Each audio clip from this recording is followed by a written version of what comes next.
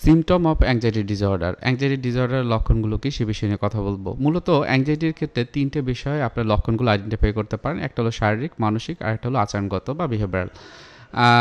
এই যে লক্ষণগুলো অ্যাংজাইটির ক্ষেত্রে কিন্তু অন্যান্য যে ডিসঅর্ডার বা মানসিক রোগ থেকে আলাদা হয়। অ্যাংজাইটি ডিসঅর্ডারটি যদি অনেক দিন ধরে কারো ভিতরে থাকে তাহলে এটা কিন্তু শরীরের উপরে প্রভাব ফেলে এবং সাথে সাথে আমাদের আচরণগত বিভিন্ন রকম প্রভাব দেখতে পারি। প্রথমেই শারীরিক লক্ষণের ক্ষেত্রে যদি বলা হয় যে পালপিটেশন, দেখা যায় যে তার হৃদস্পন্দন বেড়ে যায়, অনেক বেশি সুইটিং হয়, অনেক বেশি অতিরিক্ত ঘাম আপনারা জানেন সেটি হয়ে থাকে। অনেক সময় তাদের দেখা যায় যে একটা মাথা ঘুরায়, দুর্বল লাগা, বুক ধড়ফড় করা, অনেক সময় দেখা যায় পেশি টান বা ব্যথা, এগুলো কিন্তু অনেক সময় আপনারা ভোগ করেন।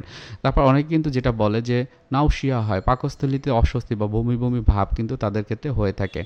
এরপর মানসিক লক্ষণের ক্ষেত্রে কি হয়, হয়তো বা সবসময় তার ভিতরে একটা ভয় বা আতঙ্ক কাজ করে, নেতিবাচক চিন্তায় ভুগছে, এরকম সবসময় চিন্তা হয়, সব কিছুতে মনে হয় যে নেতিবাচক কথা চলে আসে। অনেক সময় সে না চাইলেও কিন্তু এটা ইন্ট্রুসিভ থট হিসেবে বা আসতে পারে, আবার অনেক সময় পারসিস্টেন্টলি আসে, অর্থাৎ চিন্তাগুলো থেমে থেমে কিন্তু আসতে পারে। এবং এই নেতিবাচক চিন্তা যখন বেশি হয় তখন দেখা যায় মনোযোগটা কমে যায়, একটা না কিছুতে মনোযোগ দিয়ে তারা থাকতে পারে না, সবসময় খারাপ কিছু ঘটবে এরকম কিন্তু চিন্তা তাদের ভিতরে হয়। সব কিছু দেখা যায় আগ্রহের পরিমাণটা অনেক কমে গিয়েছে কিন্তু, এবং পিছনে কি থাকে মানসিক লক্ষণ, সেটা হলো অ্যাংজাইটি।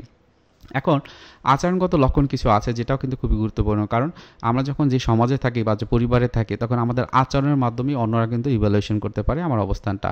এখন সামাজিক মেলামেশার সমস্যা কিন্তু এটা সোশ্যাল অ্যাংজাইটি যেটাকে বলা হয়, এর কারণে কিন্তু হতে পারে। অনেক সময় দেখা যায় যে পারফরমেন্স অ্যাংজাইটি, বা অনেক সময় দেখা যায় যে জনসম্মুখে কথা বলবে, সেটা কিন্তু তাদের ভিতরে একটা ভয় কাজ করে।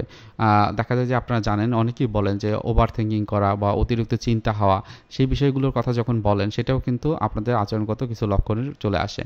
নির্দিষ্ট পরিস্থিতি নয় স্থানের উপরে কিন্তু তারা একটা ভয় পায়। আপনারা জানেন ফোবিয়ার কথা শুনেছেন যে ওই জায়গাটাতে যেতে চায় না, ওই জিনিসটা নিয়ে অনেক চিন্তা করে। এগুলো কিন্তু সবগুলোই কিন্তু অ্যাংজাইটি বা এই যে উদ্বিগ্নতার লক্ষণ। ধন্যবাদ।